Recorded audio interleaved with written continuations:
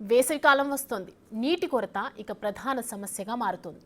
ఇప్పటి నుంచే ప్రభుత్వం ప్రత్యేక చర్యలు తీసుకోవాలి, లేకపోతే ఇబ్బందులు తప్పవు. తెలంగాణలో ప్రధానంగా హన్మకొండ జిల్లాలో భూగర్భ జలాలు అడుగంటిపోతున్నాయి.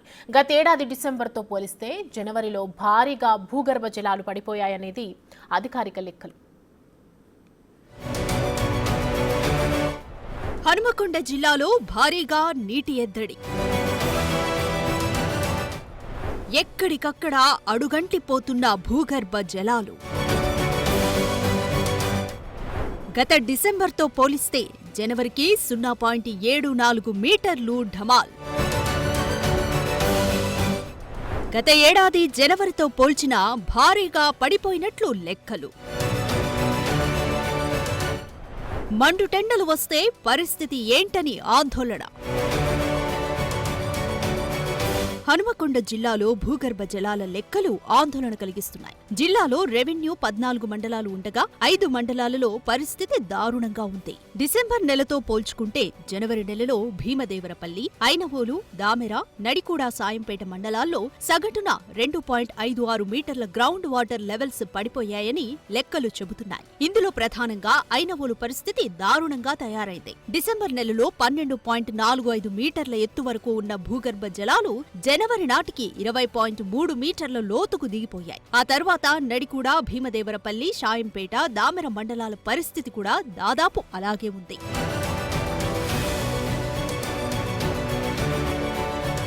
డిసెంబర్ నుంచి జనవరి మధ్యలో వర్షాలుండవు కాబట్టి కొంతమేర భూగర్భ జలాలు పడిపోవడం సహజమే అనుకోవచ్చు. కానీ గత ఏడాది జనవరితో పోల్చినా పరిస్థితి ఆందోళనకరంగానే ఉంది. భీమదేవరపల్లి మండలం జగన్నాథపురం గ్రామంలో 2024 జనవరిలో 6.46 మీటర్ల దగ్గర భూగర్భ జలాలు ఉండగా ఈ ఏడాది జనవరికి 8.86 మీటర్ల వద్ద ఉన్నాయి. అంటే గత ఏడాదితో పోలిస్తే 2.4 మీటర్ల లోతుకు గ్రౌండ్ వాటర్ పడిపోయింది. వెలేరు మండలంలో 2024 జనవరిలో 3.18 మీటర్ల నుంచి ఈ ఏడాది జనవరికి 7.94 మీటర్ల దిగువకు జారుకున్నాయి. మరికూడ మండలం చెర్లపల్లిలో 2024 జనవరిలో 8.6 మీటర్ల వరకు ఉండగా 2025 జనవరికి 12.28 మీటర్ల లోతుకు అడుగంటిపోయాయి. కమలాపూర్ మండలం శనిగరంలో గతేడాదితో పోలిస్తే 2.1 మీటర్ల లోతుకు గ్రౌండ్ వాటర్ లెవెల్స్ పడిపోయాయి.